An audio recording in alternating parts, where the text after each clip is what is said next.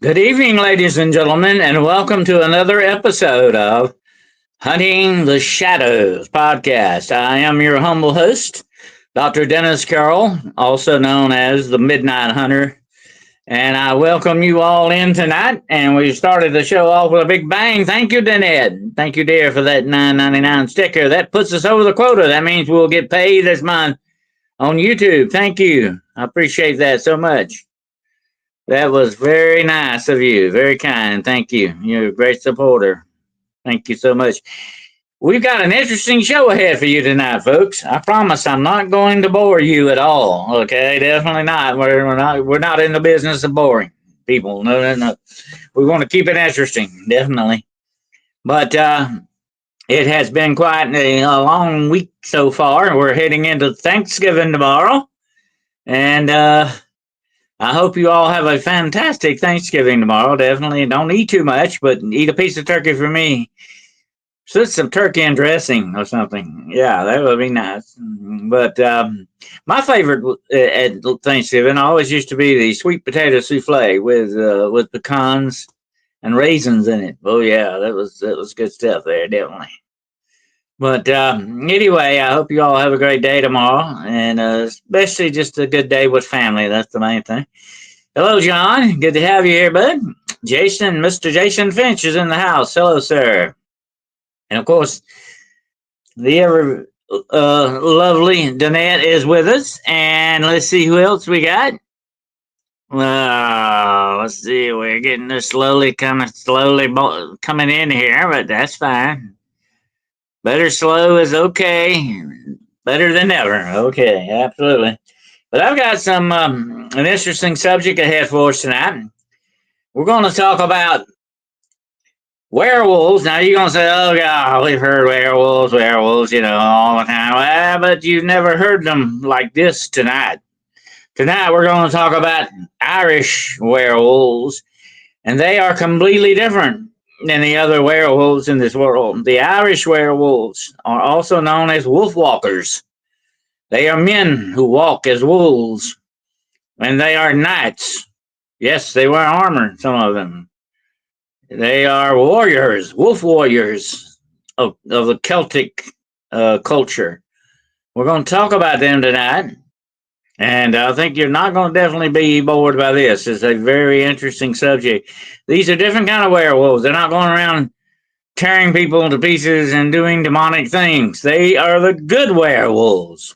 They are guardians, warriors, and soldiers.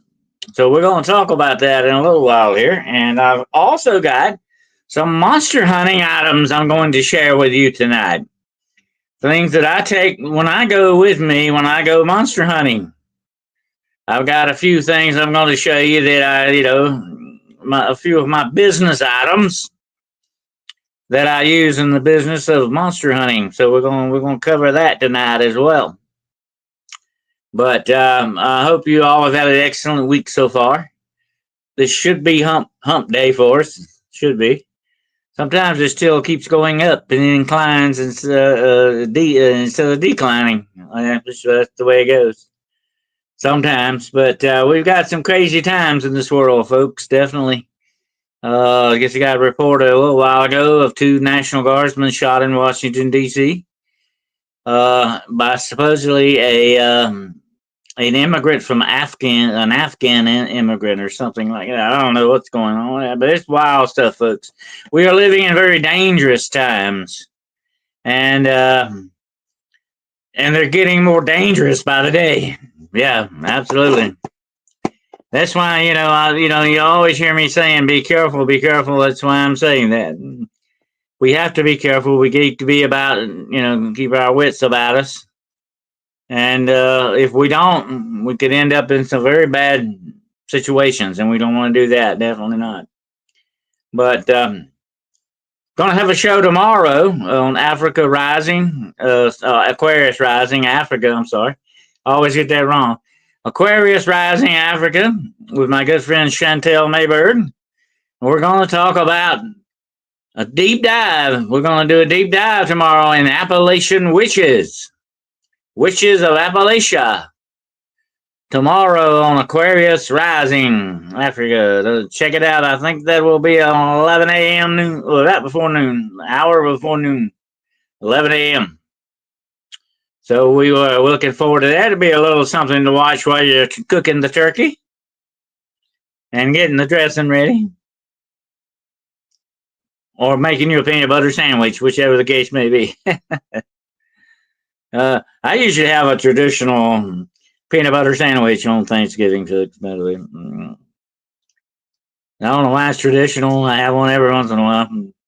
I do not do peanut butter and jelly, though. I have to stay away from that. It's not good for me, but I sneak one every once in a while. But don't tell anybody. You never heard that confession, okay? But anyway, these guys, these Irish werewolves I'm talking about, are called the FAOLADH. That's their name. And the FAOLADH are very well known in Ireland. Ireland, by the way, used to be covered with wolves. I mean, it used to have a lot of wolves. It had a lot of forests, and now it's not that way anymore, unfortunately.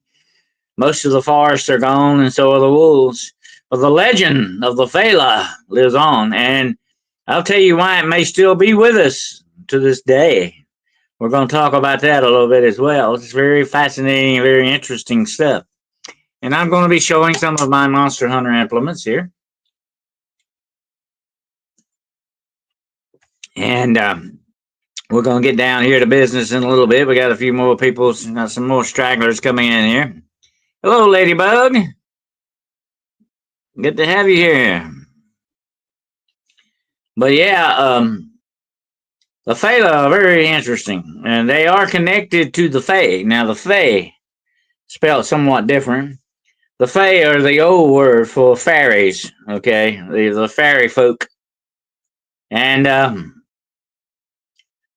but they are connected to them. What we're talking about here is ancient magic of the land, magic of nature, per se, of what we would call elemental, spiritual type stuff. This is a lot of supposedly tied to the land. Of course, the FAOLADH were tied definitely to not just humanity, but to nature as well. The perfect thing about both of those, And I was just going to mention right offhand, I don't know if some of you are aware of it, but the legend of werewolves goes back thousands of years. This is nothing new that just come along with Hollywood. The werewolves have been known for untold thousands of years. They go back to the dawn of recorded history. And one of the most ancient stories of the werewolf is the story of King Lycan. Lycan was a king in Greece, and he was a very wealthy man. He was a well-known king, and he had, I can think about 6 sons. I don't have any daughters, but he had 6 sons. And he himself was the son of a 7th son. So whether he ever had another 7th son, I don't know, but it might probably did. But anyway, word was sent to him one day that Zeus, the king of the gods, was going to come to his house and meet him and have dinner with him.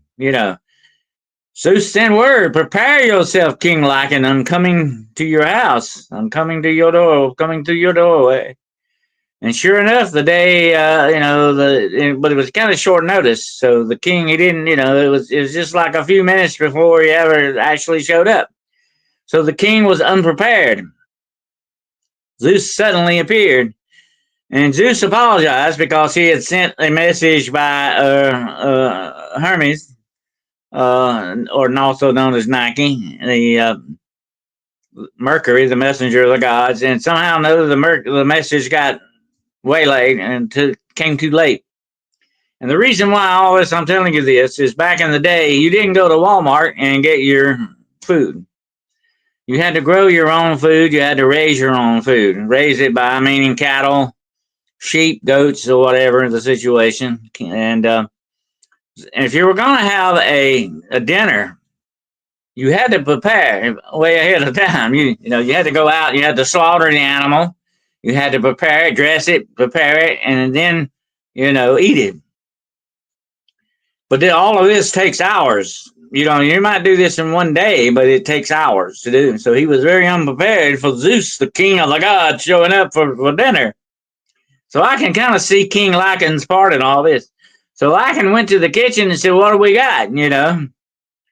And the sons were with him, and they said, "Father, we've gone through the kitchen. There's nothing here that we can feed, Zeus. We need to go out in the field and, kill a kid or something.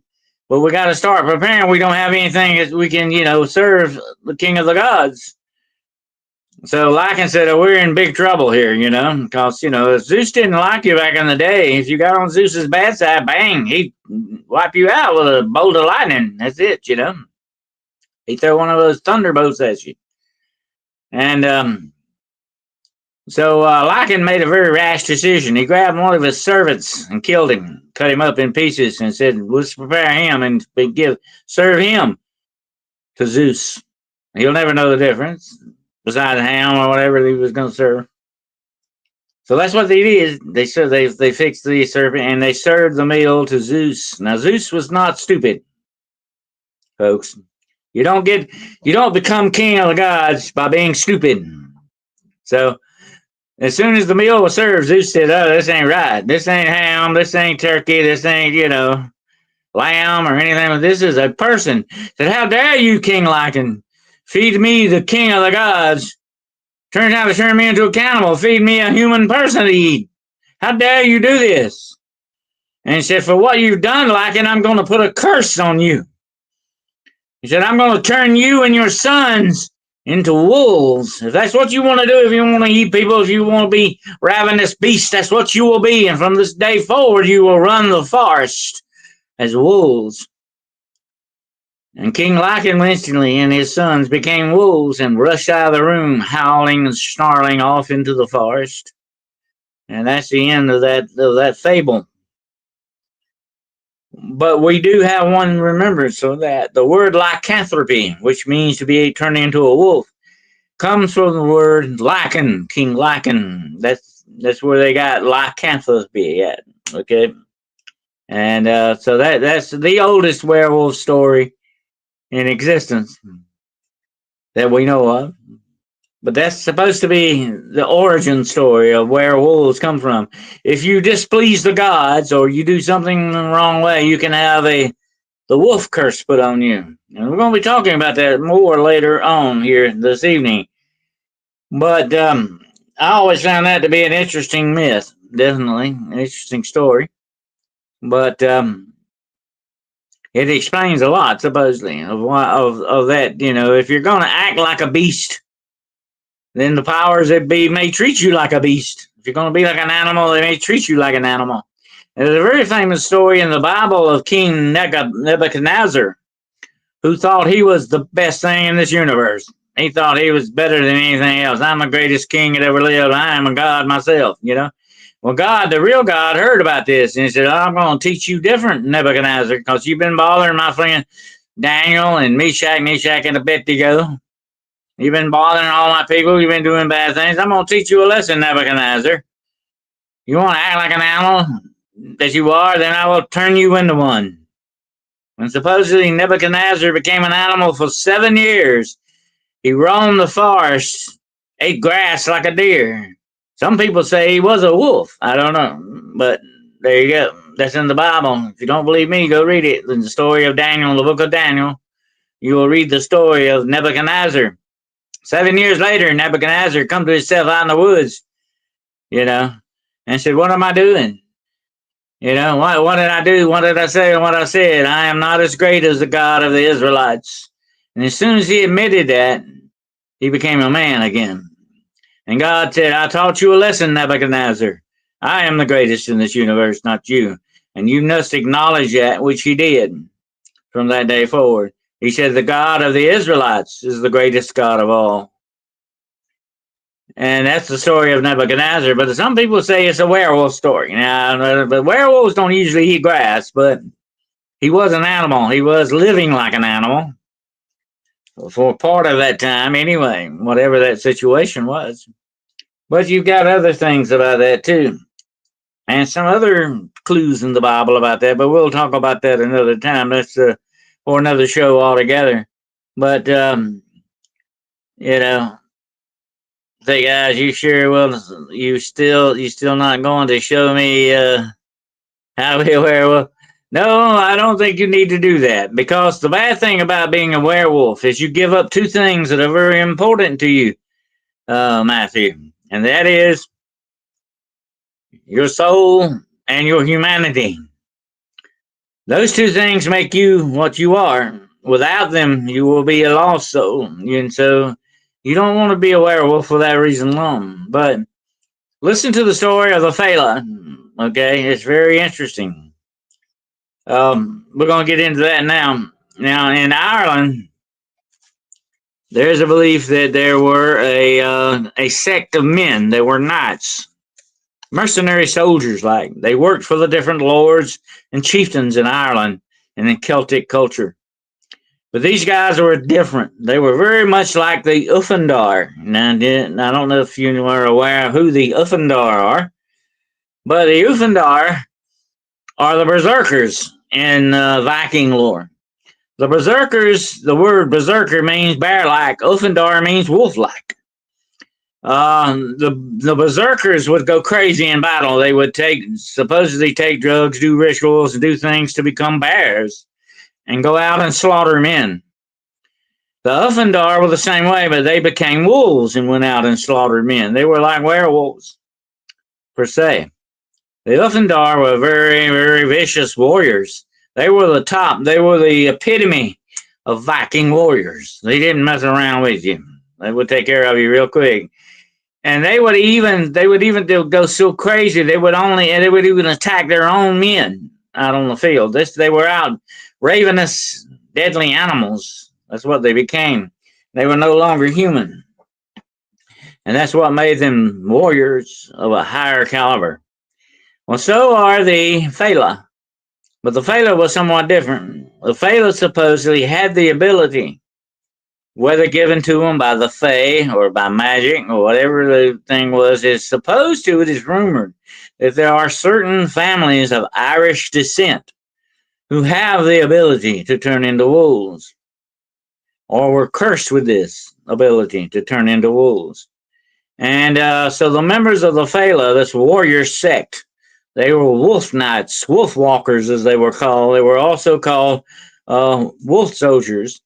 They were a different breed of warrior because on the battlefield they became wolves and would ravage and kill their enemies if need be. But here's the interesting aspect of the Fela folks.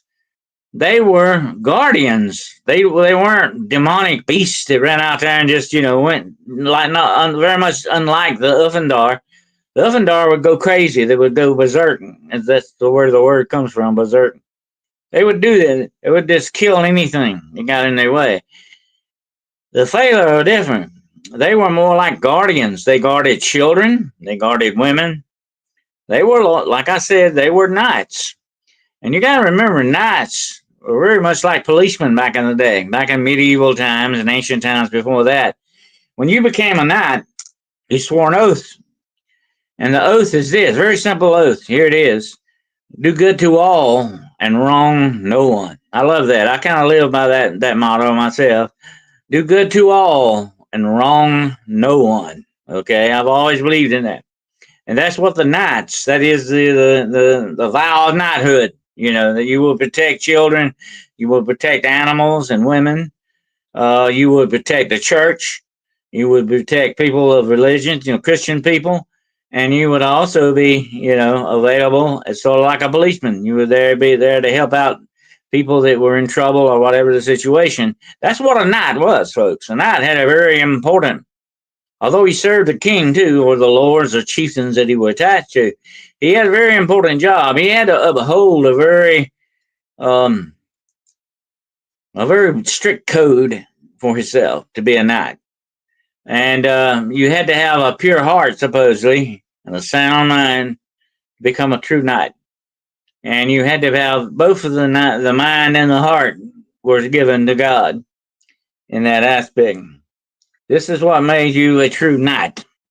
And so it was with the Fela. They were knights. They were warriors. But they had the ability, supposedly, to be able to turn into wolves. And as I said earlier in the program, wolves were venerated in Ireland. They were looked upon as sort of, benevolent in some ways, part of nature. And they are. They really are. They are an integral part of nature in whatever environment they're in. They are an important part. But the Irish felt that way about dogs as well, hounds. It was back in the day in Ireland when you had certain emblems of power and glory and all that. You had to have a good dog too. Your dog was a symbol of your power too. He was a symbol of where you were in this world and what kind of a job, what kind of person you were. You were an upstanding person if your dog loved you. If your dog liked you and you had a good dog, not a mean and vicious dog, but a good dog that was heroic and did things, good things, that made you look good, okay? And so that was the way the Irish looked upon their hounds, their Irish wolfhounds, and other dogs and stuff that they had, and they looked upon the wolf that way too, because a lot of the Irish took wolves and made sort of pets out of them like that. Not pets, but sort of like companions. And there's a story about these people that a very famous saint told. That one day he was going through the forest and he heard somebody, call his name. And he turned around and stepping out of the bush was this big wolf. And the saint, he stopped and said, "Oh my gosh, what's going to happen? Is this wolf going to eat me up or what?" And I guess anybody in that position would be concerned. I know I would. Definitely. I have run into animals like that out in the forest, cougars, bears, bobcats, wolves. I think I ran into a wolf one time, and I've seen wild dogs out there too. So you have to be very careful how you handle animals when you're in there, especially when you're in their environment.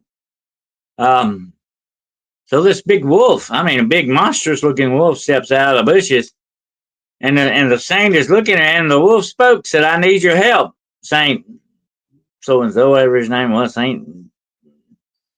I think it was Saint Dumas was his name. And he said, "I need your help, Saint Dumas. My wife is sick." And the saint's looking at him and said, "You're a wolf. How can you talk?" And he said, "Well, underneath this wolf skin, I'm a man." And he said, every so often we are required to turn into wolves from a curse on my family. And my wife is cursed with this too because she's my wife, She has this curse as well. And we have to roam as wolves. But she's sick and she's dying. And I need your help. I need you to come give her the last rites so that her soul, of course, can go to heaven. So the priest said, "I'll follow you. Take me to her. So when he gets there, he sees this she-wolf curled up, lying in a hollow tree. And she is dying, very feeble. She's just taking very long, hard breaths. So the saint blesses her and gives her the last rites, but he has to give her communion. And he doesn't feel right about it. Giving an animal communion, this seems like a sacrilege. It seems like something very bad to do. So the he-wolf said, "Don't worry, I'll take care of that." So what he does, he takes his paw and he splits the she-wolf open from the top of her head down to her navel and pulls the skin back, and she's a woman. So he gives her communion. She takes her last breath and dies, and he finished the last rites. And the wolf puts the skin back, and she's a wolf once more. And then he thanks the saint and drags his mate off into the woods somewhere to bury her. And that is an interesting story, is it not? A werewolf story from Ireland tonight for you folks. But according to the legend, some Irish families are touched by the Fae, and as is the magic of the land, the magic of the fairies. We originally, like I said earlier in the program, they were not called fairies; they were called the Fae. And magic was, some of these families were touched by that. Some of the old Irish families, like mine, who were kings in Ireland, and my family, they were kings, had certain Fae things attached to them. We had a banshee. Supposedly in our family, we had the wolf thing too. with certain members of the families that could actually turn supposedly in times of very traumatic stress and not fear, but more like anger and stuff like that. They could turn into wolves, and that's supposed to be a curse that runs a family bloodline curse, like it runs in the families. So the FAOLADH are still with us, supposedly, with some of these Irish families. Some of these very famous Irish, well-known Irish families also had banshees attached to them as well, and even some had black pipers. Now the black piper is sort of a ghostly piper that you hear him playing the bagpipes when somebody's about to die. That's in the Scottish side of the family. That's supposed to be there as well. So, I'll have to do a show some night and tell you some of the stuff on the what's attached to my family, the O'Carrolls of Ireland, and all. But anyway, supposedly some of these older families have that ability to turn into wolves under certain conditions, shall we say. I found that very interesting, but yet they were not, like your typical Hollywood werewolf. They didn't go out with demonic power, try to kill and devour people and tear up and destroy people and all that. They were more or less, like I said, guardians. They were warriors, and they lived by a code. And that is the most fascinating, interesting thing about this. Hello, Messina. Juno's in here. Hello. Good to have you here tonight. And but what do you think about that, huh? Is that not fascinating stuff? The one thing that I find interesting about the Fela, they were guardians of children and women. You wouldn't think wolves would do that kind of a thing, but I want to say this. There are two translations of a werewolf, folks, okay? You got to always bear this in mind. Most of the time, 9 times out of 10, they're walking on all 4 legs. They're just monstrous looking wolves. A real werewolf, okay? But they can, when they want to, stand up on 2 legs and walk like a man. And here is a rendering of what a Fela looks like. A wolf knight from Irish legend. How do you think about that, huh? Interesting, huh? I like his armor. He's got some cool armor on there, definitely. But that is a Fela, the Irish wolf knight, or also known as the wolf walker, and wolf warriors, they were also called as well. I like that. Neat. It's a neat picture there, definitely. And if you thought a regular knight would be bad enough to run into, think about running into something like that. You wouldn't. I don't think you would want to mess with him too much. Definitely not. He could really render you in two with something like that sword. Definitely, very quickly he would dispatch you. But that is what they definitely supposedly look like. I just wanted to bring that up there and show it to you right quick. But yeah, we go. Get that off so you can see my beautiful smiling face here. But anyway, StreamYard's acting weird tonight. I don't know. Somebody's playing around with the buttons and doing some stuff. But anyway, definitely, that is a very interesting photo there, a picture. So, what do you guys think about that? Huh? Is that not downright fascinating stuff there? Definitely. I'm 1/4 Irish. Maybe I got some wolf dead. Yeah, there you go. You need to check that back. Go check back in your family line and see if there are any. Some people, there's an old saying about some people get so mad and angry and violent that they become like almost wild animals. And you could see how the next step would be to go into something like a wolf or a bear or a tiger. You lose your humanity and become like an animal, And there's an old saying that, and they say this a lot. I think I remember in this, they say this a good bit in the John Wick movies. Laws and rules are what puts us above the animals. That's, without those things, we are lower than the animals, probably. Even animals have a certain code that they live by. Um, that's why it's so important in this world today. We have a spirit in this world today that hates authority, that hates rules and laws, commandments, and all these things. They hate that stuff. But without that, we are not civilized. We are less than the animals.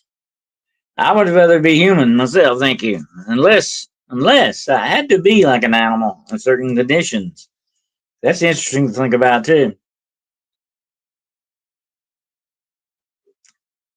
But I told somebody not long ago, if I were hanging out back in the days of medieval Ireland and all that, I would have hung out with the FAOLADH. I'd be hanging out with those guys. I'd be in their club, definitely. I don't want to be in their club. By the way, my name, the old Carol name, goes back to the year 365. 365. And before that, nobody had any last names, family names. But it goes back to 365 years after the birth of Christ. So it's a very old Irish name. And the name actually, Carol, Carr, which is kind of spelled different in Celtic language, actually means champion knight or champion paladin. In other words, that's what it means in the Celtic language.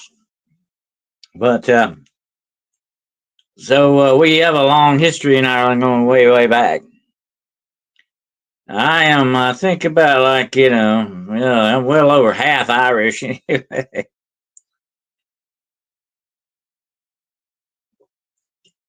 I'll kill that off.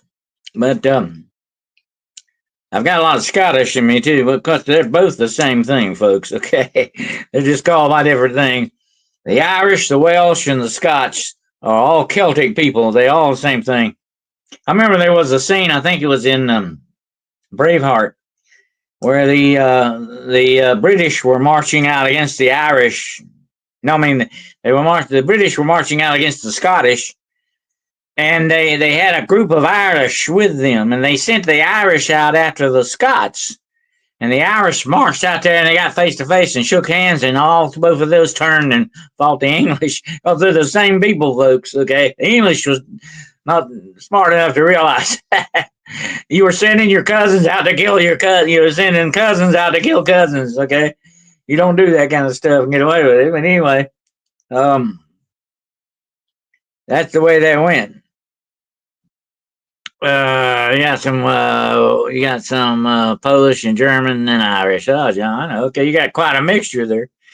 I have some. I have Irish, Scottish, of course, but I also have some Eastern European stuff. Romania, Hungary, somewhere in there. I got some of that. I've got some Viking too. Got some Scandinavian. So and some Italian. I'm thinking like almost 12% Italian, something like that. So I'm quite a mixture too. We all are in a great melting pot of America, right? That's there's a funny joke about that. Say if you go to Ireland or Scotland and you tell them, "Hey, I'm Irish too," my family come here and all that, and they say, "Yeah, but you're still American." They don't look upon you as Irish; they look upon you as American, and it takes American people a while to kind of let that sink in. Oh, I'm not Irish; I'm American, right?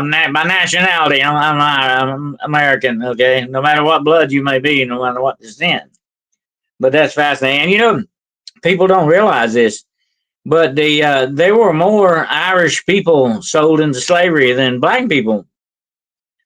There were more Irish slaves at one time than black slaves. You never hear about this that much, but this is just an unwritten part of history that nobody ever talks about. But they were born and bred to be slaves. They were taken from Ireland and shipped to Jamaica, shipped to Australia and places like that as slaves. They were shipped here to this country. But they had a fancy name for it. They didn't call it slavery. To make it sound better, they called them indentured servants. But it was slavery nevertheless, okay? It was definitely slavery. But you never hear anybody talk about white slavery, which went on and still does to this day. It's just the same, Slavery is still in this world and always has been with us and will be with us until the end of the world itself that we know. Slavery is here, and you are a slave, like I said, to the system. Don't ever forget that. You're trapped in the matrix, and the matrix is not a computer program, my dear friends. It's a world system. That's what you're caught in. You're caught in the web of that. Not a computer game. But from the cradle to the grave, you wear chains, invisible chains of slavery to the system. They treated him bad. Yes, they did, Melsina. They certainly did. They treated.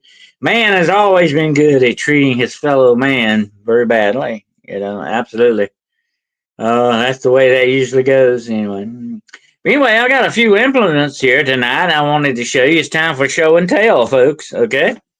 And I got a few instruments of monster hunting instruments I'm going to share with you tonight.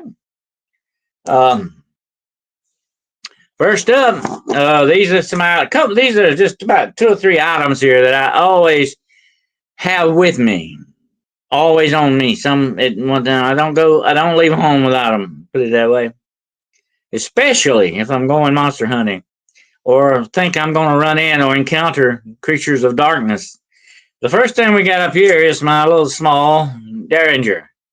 It's 5-shot, and it is a 22 long rifle, and it has silver bullets in it. Okay, it has 5 silver bullets that you can fire, and it is made especially for creatures of the night, or supernatural creatures, to dispatch them.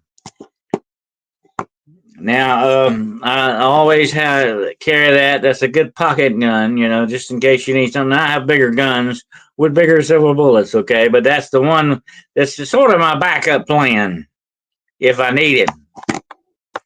And along with that, I carry the Holy Spiritus brass knuckles. They are blessed. Holy Spiritus brass knuckles. They will knock any demon into next month. Trust me. They are very handy to have against humans and supernatural things. And these are blessed. And that's what they're called, the Holy Spiritus brass knuckles. You might see the crosses and the names of God and the angels on it. It is a very holy item. It is a very blessed item. It's been blessed by, I don't know how many priests, but I always carry that with me. And one more quick item I'm going to share here with you. This is my dagger. I'll get it a little bit close up so you can see it. That's my dagger. And it is forged, if you want to know on this, it is forged out of one piece of metal that was a railroad tie, railroad spike, okay? You can see the end was a railroad spike. I had this made especially for me many years ago by a blacksmith. This is handmade, and it was also had a little bit of silver mixed in it, okay? And when he forged it, and he also quenched it. Now, that's what you do when you got a hot metal and you put it in water, okay? Especially if it's a sword or a dagger or something like this, any kind of a blade. He quenched it with holy water and oil. Holy oil and water. So this is a very powerful tool against darkness because it is also iron. And iron is very big against creatures of darkness, more so in some ways than silver. But I always have this dagger close at hand. This baby will do the trick. Absolutely. So what do you think about that, folks? Huh? Those are just a few that are always packed with me if I'm going on an expedition. I like to call it a creature expedition.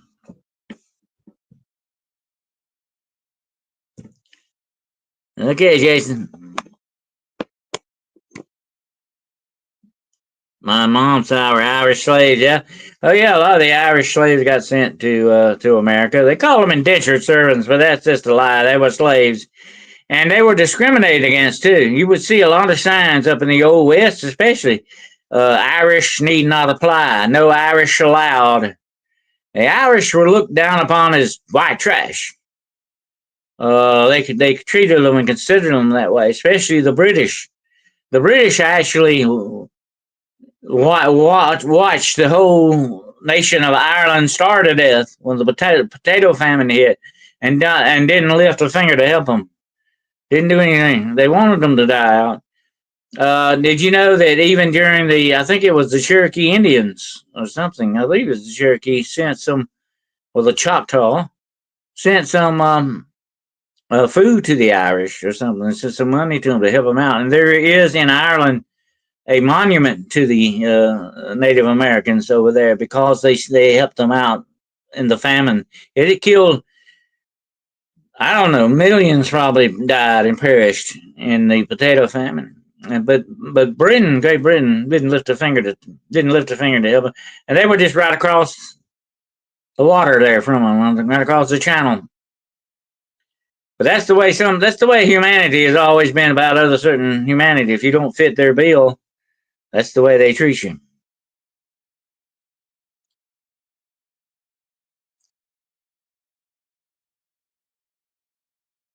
But anyway, of course, I think you all know about my other little silver knife, which is actually real silver that I keep. I call that my letter opener. But that's something I always keep nearby too. You never know. That is solid silver. And you can get these silver knives. You can still find them on places like Etsy and stuff like that. If you want to get you one, they come in handy. Believe me, I'd rather have that than nothing, definitely. But anyway, uh, the werewolf though has always been a fascinating cryptid to me. Uh, but I like to kind of classify these. You got your cursed werewolves. You got your, yeah, that's sort of the Phala kind of falls into that category. It's sort of a curse, okay. But then you got your demonic werewolves. These are people who want to turn into werewolves. They have sold their soul to Satan to do this stuff. They have made deals and pacts and contracts with demons to have the ability to shapeshift. You cannot, human beings supposedly can have a certain amount of shapeshifting ability, but to get a true grasp of this ability, you need to have supernatural power to do it. And that's why, becoming a werewolf is something you just would not do. I would not suggest to do. Because, like I said, eventually you turn so many times back from human to wolf, wolf to human. You do it too many times, eventually you get stuck. And if it would be my luck, I would get stuck in the wolf form. You couldn't ever get back to human. You lose your humanity completely. It drains your humanity away from you, and it takes your soul out with it. If you do not have a soul, you're no longer human. And if you're a human without a soul, you are definitely no longer human. That's just the way that goes. And you are lost soul. You are gone. Yeah. So you don't ever want to put yourself in that position just to be able to turn into a wolf or anything like that. It's not worth your soul. Very much like what Jesus said in the Bible. What does a man gain the whole world and lose his own soul? What profit does he have in that? Even a certain amount of power. And that's what these people do. They sell their souls for this power. Let me give you a trick about that.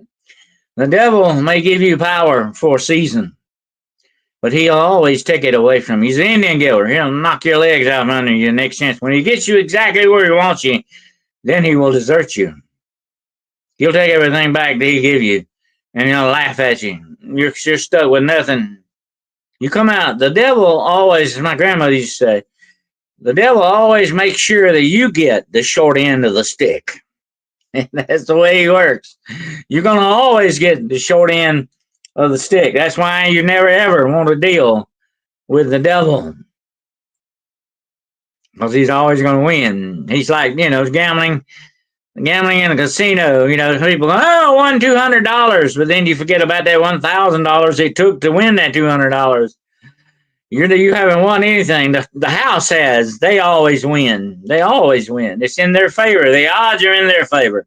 So it goes with the devil, my friends. The odds are always in his favor. Right now they are anyway. One day his luck's going to run out. The luck of the devil is going to run out.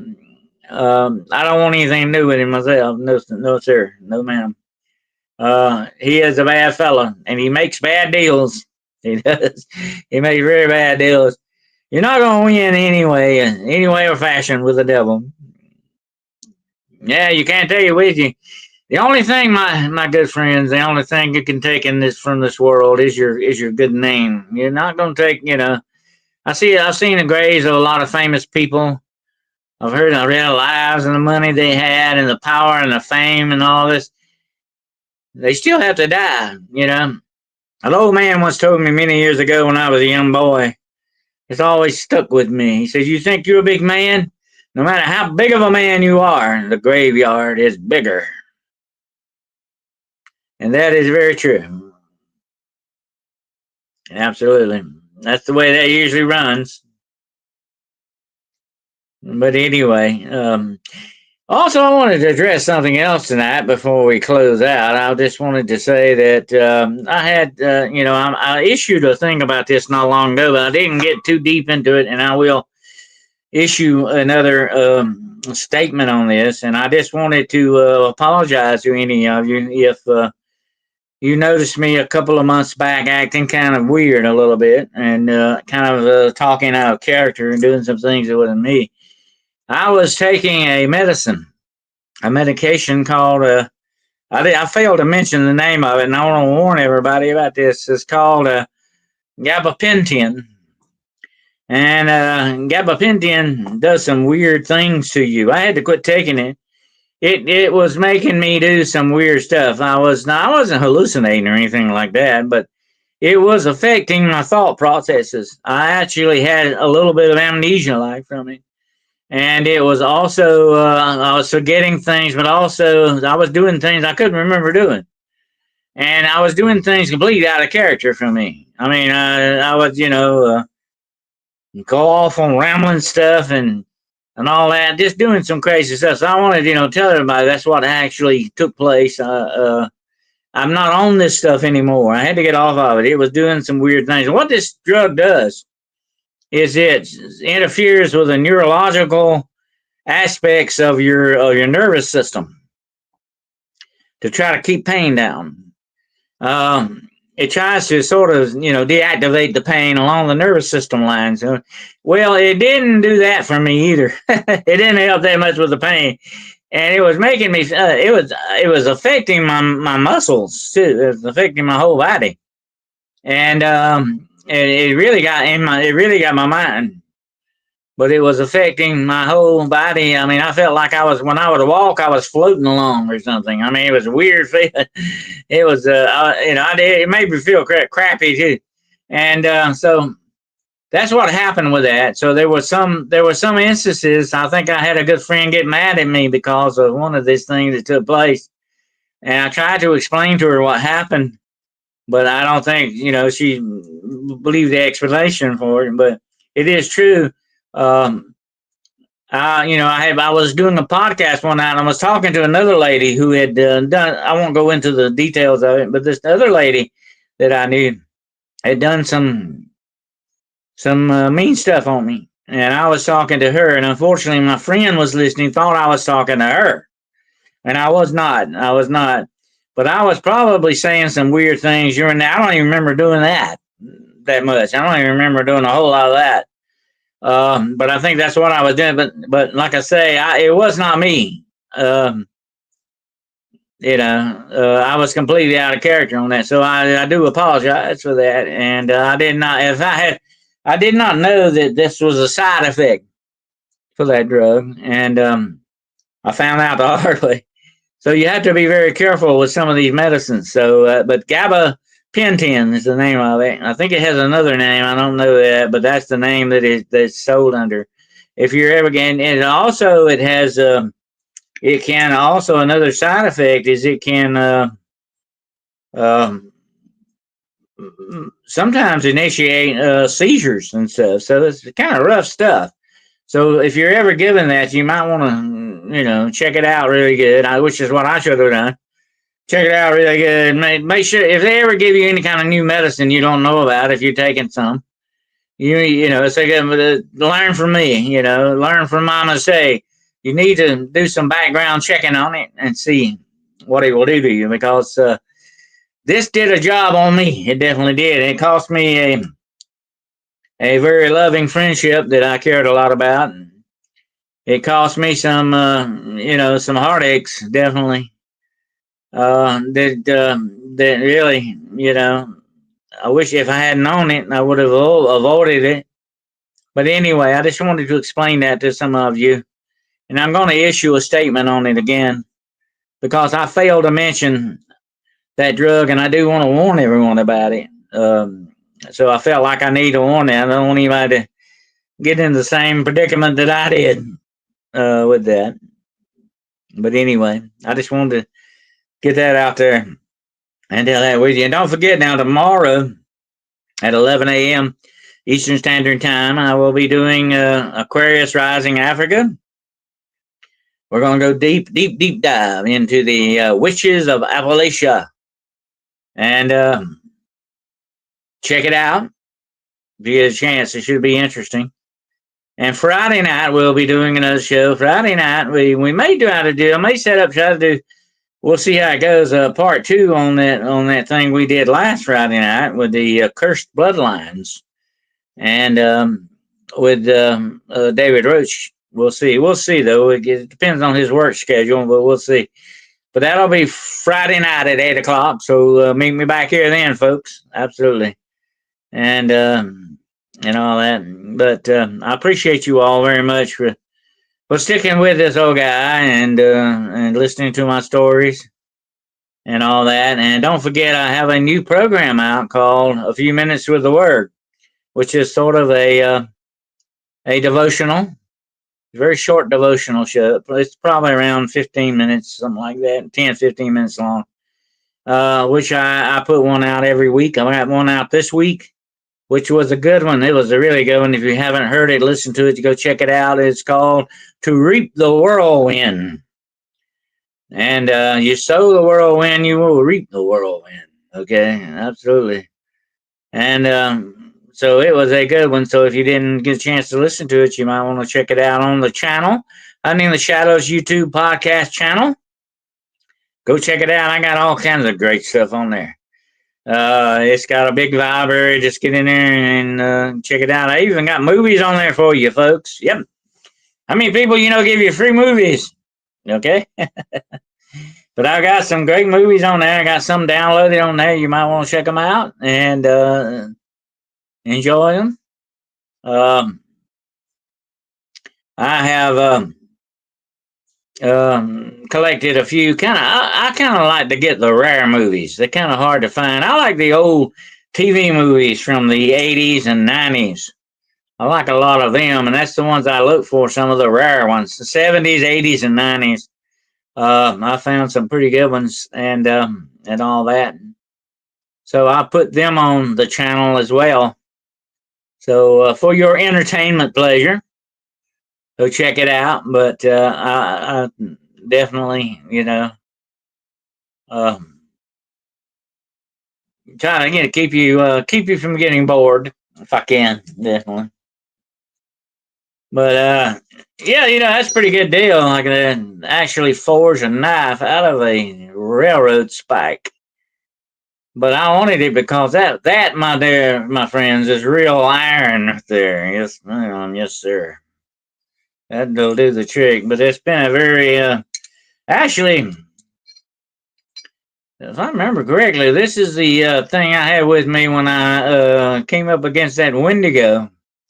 out in the forest. I have to tell you that story sometime about the Wendigo encounter. It was very weird. The indigo, by the way, is sort of a curse. It's a spirit. It's not an animal. You know, you see the Wendigo depicted as some kind of a thing like a walking deer with weird antlers and a demonic looking deer. That's not what a Wendigo looks like, actually. Now, the only times it was ever described physically, it was described as death. It's sort of like a zombie looking thing, and it was gigantic. But the Wendigo is mainly a spirit, and it can possess you and turn you into a Wendigo. And it will get you to eat people and kill people and murder people and eat them. It is a spirit that consumes you completely, and you become the Wendigo. That's a bad thing to think about. It's very much like the werewolf. You know, supposedly if you're bitten by a werewolf, you will turn into one. That's part of the werewolf curse thing. And so it goes with the Wendigo. And the Rougarou is kind of like that too. The Rougarou is sort of a wolf spirit type thing that inhabits people, possesses people.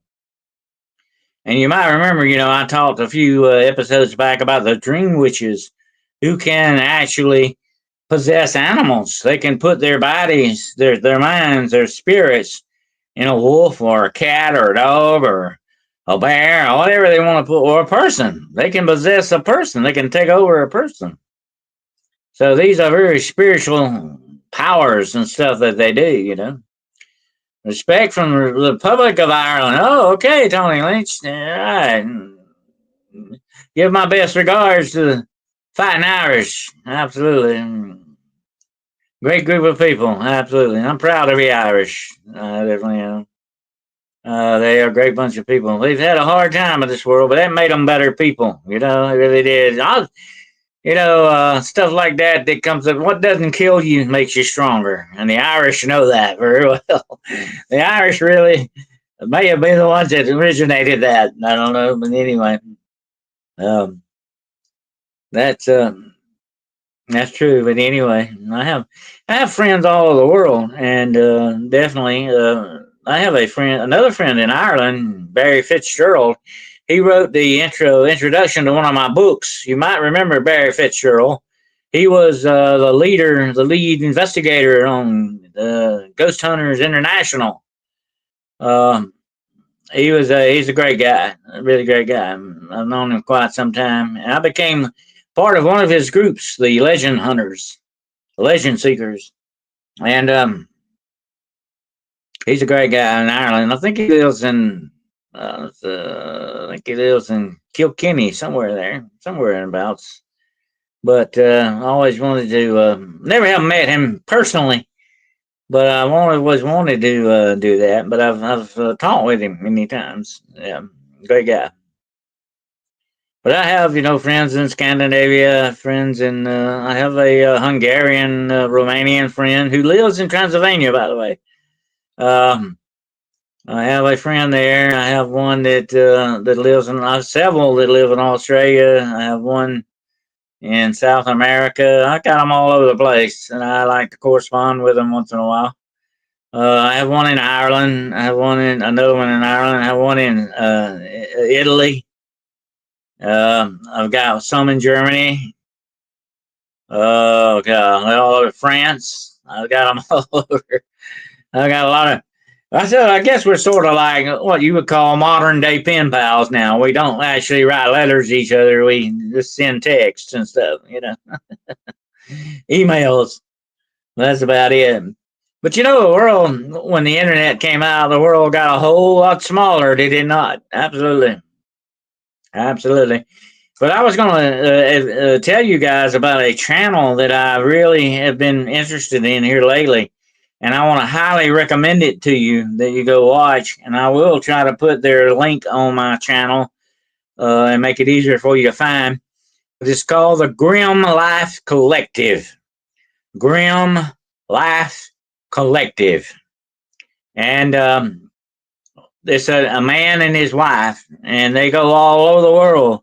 They've been to Castle Frankenstein, they've been to Castle Dracula. They take you all over the world with them to see all these different places. They went to where Ed Gein, the guy that was the inspiration for Psycho. They went to where his house was, told about him. Fascinating stuff. They go to the graves of famous celebrities. They went to Mary Wollstonecraft Shelley's grave. They go everywhere, all over the world, and you need to watch this channel. It's free. Grim Life Collective, and not Grimm's Fairy Tales. Grim, Grimm, Life Collective. That's the name of it. But I will, you send me a message, I will text you their link. Okay, I didn't get a chance to put it on the show tonight, but I will put it up Friday if I get a chance for everybody. But check it out. It is a fascinating channel. It has got tons of stuff on it. This man and his wife, that's all they do. They go everywhere doing all this stuff. They're kind of goth, but not real goth, but they're kind of goth. But they have been involved in this stuff for a long time. They've even been, I think, movie producers one time and all this other stuff. And they're like in their 40s, I think. And but they go everywhere. They go to places you will never go. They went to a deserted nun monastery the other day. Oh, it's fascinating stuff. And they have a lot of history on there. They went to the movie site where they filmed all the Lost Boys at, and he goes to movie sites and does that too. Where they film stuff. So check it out. You will find it one of the very fascinating. I've subscribed to it. It is a very fascinating channel. It is really great. So check it out if you get a chance. But I appreciate you all being here with us tonight, and stretch your horizons a little bit with the FAOLADH. And it may also be pronounced FAOLADH, but I think it's FAOLADH or FAOLADH. I never have actually speak Celtic, so I don't know, but anyway, or Gaelic, I think is the correct terminology for that. But I'm getting close to it. I'm working on it. But anyway, I appreciate you all being here with us tonight, and I will try to in the future maybe share some more monster hunting implements with you. Okay, and but until we get back together again, my friends, take care of yourselves out there, and I hope you'll tune in tomorrow, 11 o'clock a.m. Eastern Standard Time for Aquarius Rising Africa. We're going to get into deep dive into the Appalachian witches. Fascinating subject, my friends. I'm going to talk about spider witches. Think about that. You ever heard of that? Spider witches. Oh, yeah. Watch out for them. If you thought you were safe from witches, you haven't heard about the spider witches yet. Okay? So watch out for them. Anyway, they spin the webs of nightmares. The spider witches. All right. But anyway, I appreciate you all being here tonight. It's been fascinating. I hope I don't end up with hypertrichosis, by the way. That's the word for this week. Hypertrichosis. That's that disease where you get hair all over your body, okay? That's kind of being a werewolf. That's kind of cheating on the werewolf thing, okay? But anyway, I want to wish you all a very happy and great Thanksgiving. Like I said, don't eat too much, but eat some turkey for me and some dressing. Got to have dressing and turkey. You just got to have both of those together. I'm sorry. You don't have one without the other. But do that for me and take care of yourselves. Be careful out there if you got to travel. Be careful too, and do not argue with your family about politics. Leave politics at the door, okay? And there won't be a family problem, okay? Family is never a good thing to bring up politics and religion, even in the families meeting, especially in the family stuff, okay? But be careful with that. And I hope you all have a great Thanksgiving, and I will see you back. If I don't see you tomorrow, I will see you back here Friday night. And we got something very special planned for that. So until then, my friends, take care of yourselves. Be careful out there. And if you're going to go hunt in the shadows, take me with you, okay? Definitely. We are shadow wolves, okay? And we know how to hunt the shadows. Absolutely. And I appreciate you all. Appreciate your support. And it's been fantastic. And keep telling your friends about us, okay? We want to get we're like 50 more people making it to 2,000. I was hoping we could get there by this end of this year, okay? So spread the word around. Ring the bell, make some comments after the show, okay? It helps our algorithm, okay? And don't forget to hit the like button, yeah. And recommend this to your friends out there, okay? I appreciate your support and loyalty, because that means the world to me, definitely does. I cannot express to you, words cannot say your support and loyalty, how much it means to me, okay? And I want you to know I got your back, okay? So take care of yourselves, my friends, until we get together again. Godspeed. Remember, faith over fear. That's the main thing, absolutely. And if you start growing a lot of hair on your body, call me immediately. Okay? Unusual amount of hair, that is. And take care of yourselves. Be careful out there. Keep your head on a swivel and eyes on your six. Keep eyes on your six. And I will see you in the shadows.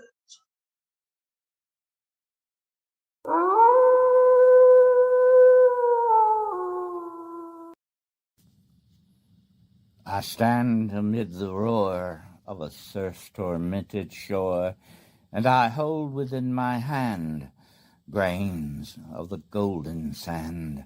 How few, yet how they creep through my fingers to the deep. While I weep, oh God, can I not grasp them with a tighter clasp? Oh God, can I not save one from the pitiless wave? Is all that we see or sing but a dream within a dream? You can support Hunting the Shadows at our Patreon, patreon.com, Hunting the Shadows Podcast. Also, our memberships are open on the Hunting the Shadows YouTube podcast channel. Please also support our Facebook groups, the American Institute for Paranormal Research, Southeastern Cryptid Investigations, Legend Trackers Society, Highway to High Strangeness, Monstrum Venators R.Us, Agency of the Arcane, and Hunting the Shadows Agency. You can contact Dennis Carroll at denniswcarroll.com.